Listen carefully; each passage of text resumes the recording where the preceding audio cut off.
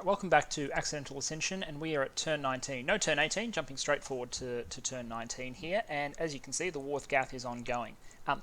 Not much need to talk about last turn, precisely because last turn we landed here at this beach, practically unopposed, and nothing else much happened.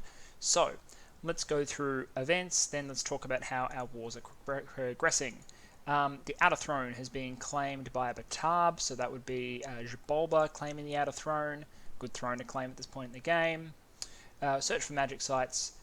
One was found, a Shimmering Conch, which is a 1 astral site, I believe, in the water. We sent a mage, one of our astral random Forgiving Fathers, to search there, but you'll see later that ended in tragedy.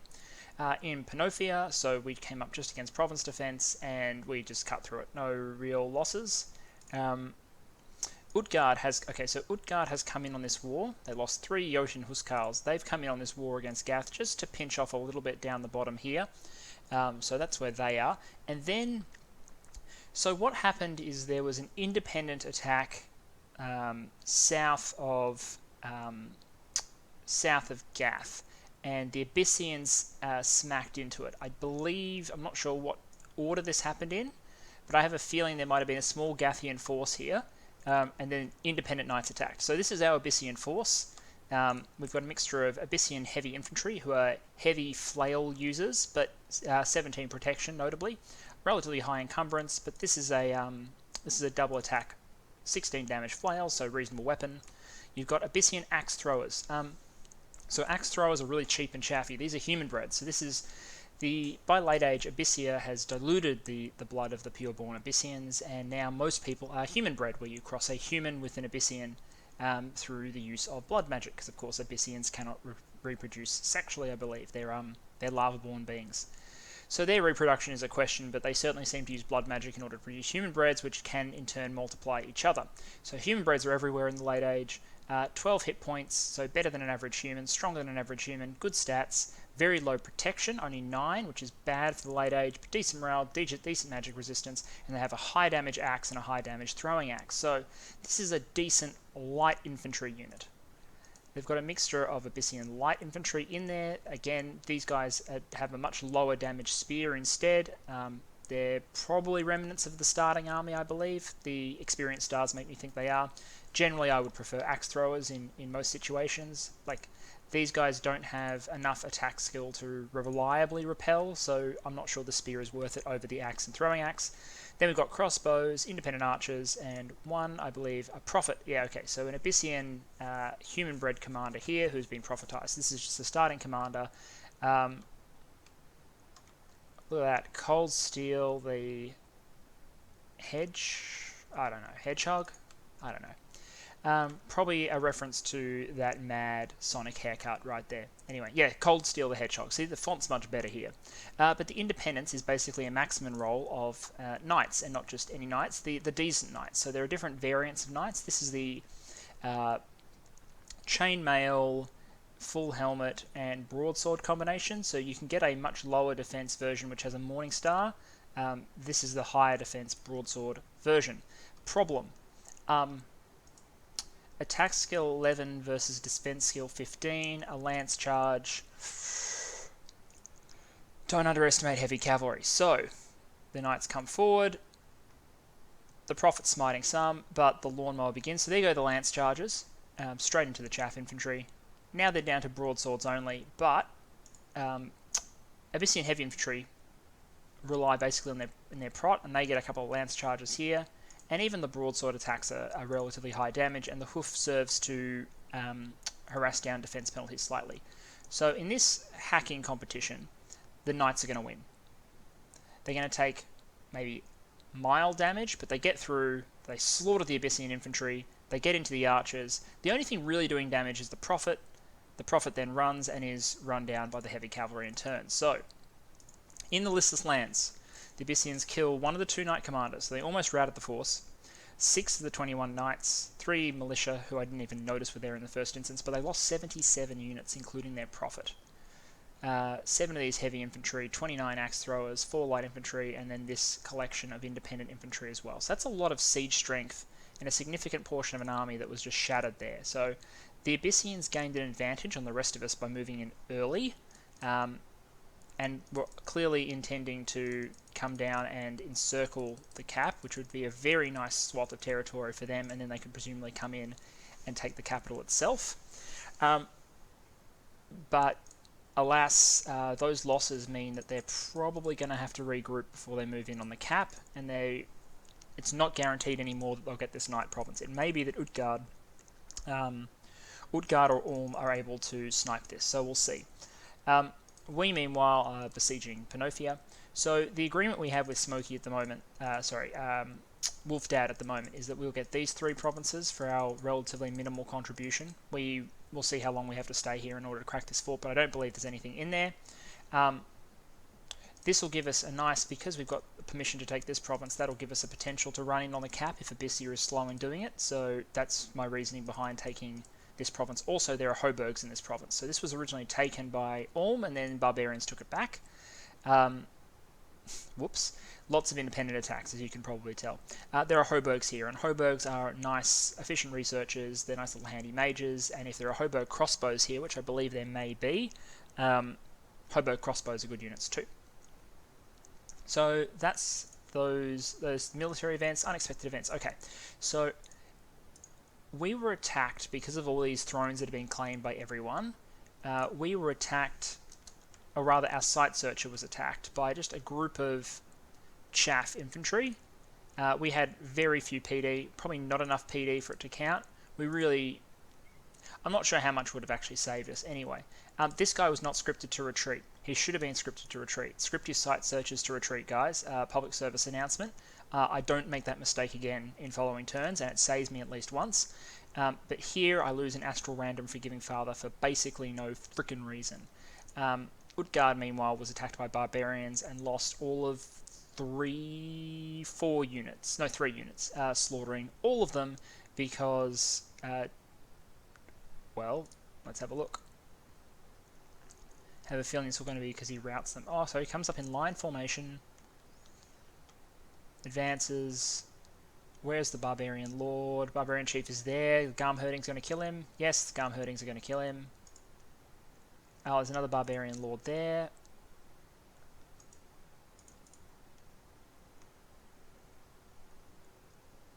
And I think, yep, he's come out. So he's come out, Barbarian Lord on the flank here. He's going to, yep, he got murdered by a Garmherding, so all the barbarians run. So it could have been bloodier for Utgard if not for the fact that barbarian chiefs love to lead from the front. Love it. And it gets them every single time. Other unexpected events, random +8 PD, 2, 6, 7, 8, 13, 16, 20 random gems in Solian. Thank you, Luck 3, Magic 3. So Magic scales the gem rewards or unlocks certain gem reward events in combination with Luck. We have both, so this is a really good event. Unfortunately, I don't think this is one of the ones that fires multiple times. I think you basically get it once or a couple of times and you're done. So hooray, 20 gems is really nice. And plus a permanent +20 province income here, so bringing that up to an amazing 60. Ugh. And we're told that the Throne of War's random attacks are now over. So some of the bullshit that has been plaguing us all is now over. Also, we retook this province from barbarians because it was important. 135 income is not nothing. This province is really important to us. So he's now... What are we going to do now? Okay, so we've got a couple of fronts developing. For now, I'm happy to continue sieging down this fortress. Getting a free fortress at this stage of the game would be pretty useful. And a nice little outpost of my empire out here, giving me an interest in things that happen out here. It looks like it's really separated from my capital. It's not. It's 2 moves. It's just as defensible as this fortress, really, as long as I can maintain this corridor here. And we don't know if there's anything useful in there in terms of sites because we haven't taken it yet, but maybe there will be. We're going to bring back some random troops that we spawned by event here. We're going to train up a few more here because we're going to combine with some troops from our capital and retake this. We're moving a group of units that we built at our capital and moved out last turn. They're going to come down here and finally take 68. So this is a group of 36 assorted sacred infantry and ice guards. These guys, none of these guys are particularly well suited to underwater. This guy is not suited to underwater. He'll take a -3 attack penalty. That still leaves him with attack 9. Attack 9? Attack 10. 50% of the times these guys will be attack 13 and 50% of the times they'll be attack 10. Perfectly doable to slaughter like assorted unarmored Tritons in a cold 1 province. So we'll have the benefit of some protection there. So we should take that with relatively few casualties. Meanwhile, we're building up infantry and shamans over here. The intention being we want to clear out these werewolves at some point, come up and take this throne, hopefully. This force will need to combine with some reinforcements and then slaughter these wolf tribe. Or maybe it might be that Wolf Dad slaughters them on his way to... just because he has armies in situ. And we're able to take it back just sort of as a favour. But I'm trying to negotiate that now, otherwise this army can probably do the job. Cool. So up here, what are we doing here? So we're going to bounce this province and see how many heavy cavalry and crossbows there are. So originally this province, we have no formal treaty with Midgard, but in our original sort of non-bounce talk, we were like, oh yeah, Midgard can have this one. The problem is Midgard has now been... pressured, not attacked, but pressured by Utgard, and I see no evidence there are any troops around here. Now, they could be glamoured, and I'm not going in right now, but we're going to bounce it. We're going to send him a message and see if we get a bite, because I'd love to just take 151. If 1, it's doable, and if 2, Midgard will allow it. Diplomatic developments elsewhere. Bogarus is rushing the crap out of Erythia. I'm trying to get more information on that, but assuming I'm posting these around the same time that GC's posting his, probably best to watch his videos. My understanding is that the combination of Malia, Druzhina, and the relatively weak Erythian infantry, so the combination of Erythian light infantry facing off against relatively heavy cavalry, is really operating in GC's favour, and he's unlikely to lose out there. Not much else to talk about in terms of diplomatic happenings. Conflicts, so Phlegra doesn't have their tyrants yet, but they probably will soon. And I believe that Xibalba, the Bat people, are a natural adversary for them. So Xibalba sits off to the west of Midgard, here underneath Phlegra.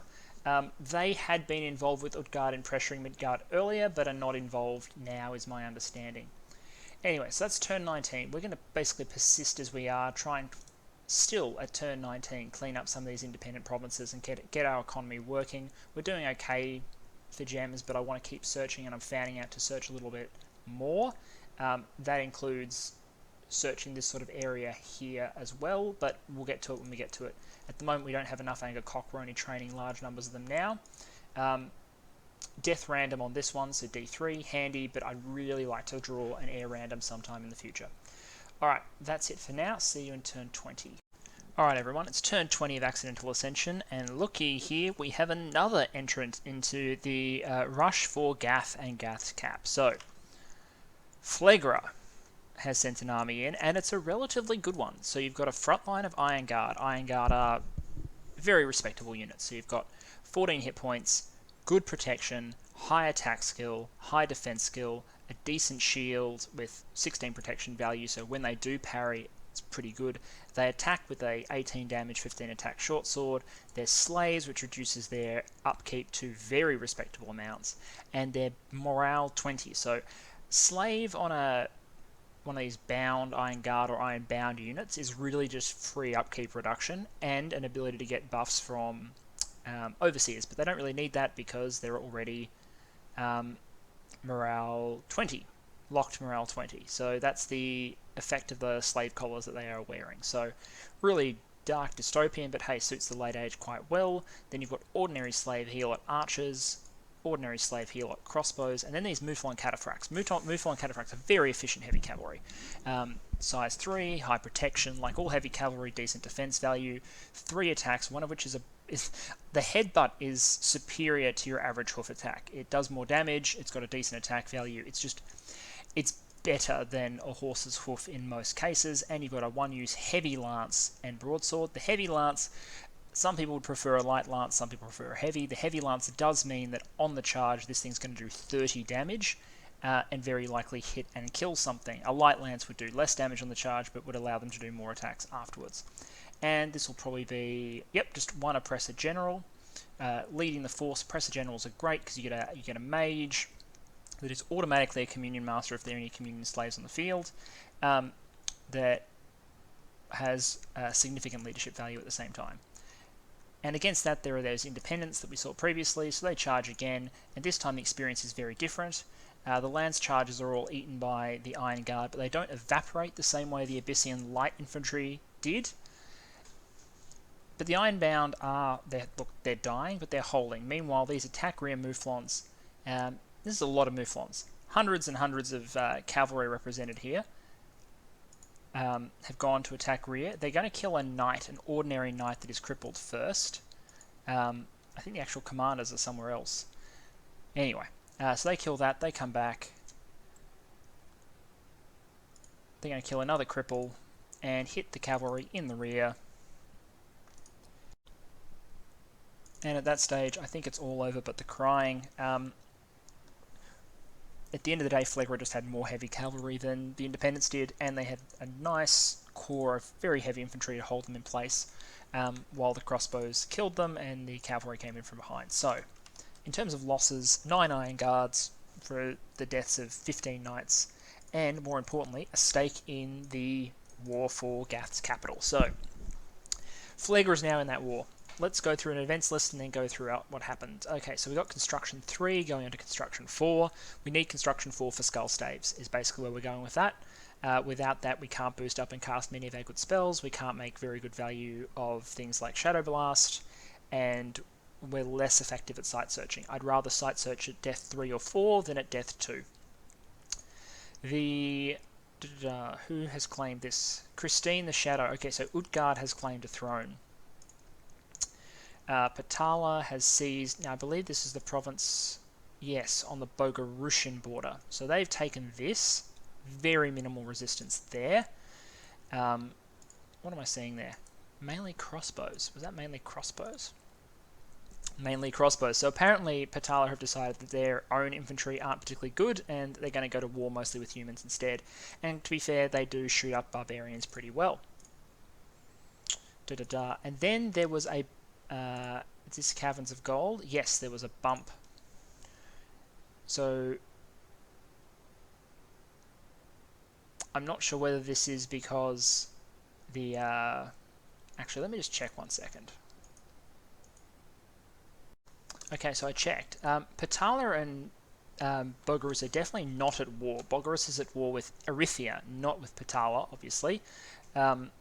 So this does seem like it would be accidental, or at the very least a show of force by both sides. Now, we're in a cave right now, and in a cave you've got 9 and 13 versus 9 and 8. So it's not a huge amount of defense skill for the Malia Dragina, although they do still have their lance charges. Anyway, so the Malia Dragina come in, they land on the side, some land on the side of these Bandar, the rest go into the crossbows. The crossbows are going to be pretty stuffed, but at this range I imagine if the Bandar are able to land hits, 21 damage is probably enough to chip down through 18 prot, and if they get a head hit, it's all over, because of the extra damage that blunt damage does when you strike the head. Okay, so the Malia Dragina are dead. Now it's a case of Bandar against ordinary human heavy infantry, and in this fight, the human heavy infantry are probably more efficient in some senses, but the Bandar hit hard, hit relatively accurately, and they have more missile support left on the field. So if we speed this up, the Bandar obviously taking some friendly fire from the crossbows, but the heavy infantry take more. Heavy infantry break. The heavy guerrillas of Patala rush across the field, along with a couple of Atavi who are very late to the fight, and chase them off. So in that battle, 4 Malia Dragina, 11 heavy infantry. So the little fellows all wiped out. But the Patalans lost 1 Guru, an Atavi, 6 Bandar warriors, and 2 crossbows. So the Guru probably makes this a much, much more even trade than it probably otherwise would be. Malia Dragina are 40 gold, so the 4 Malia Dragina are probably worth the Guru.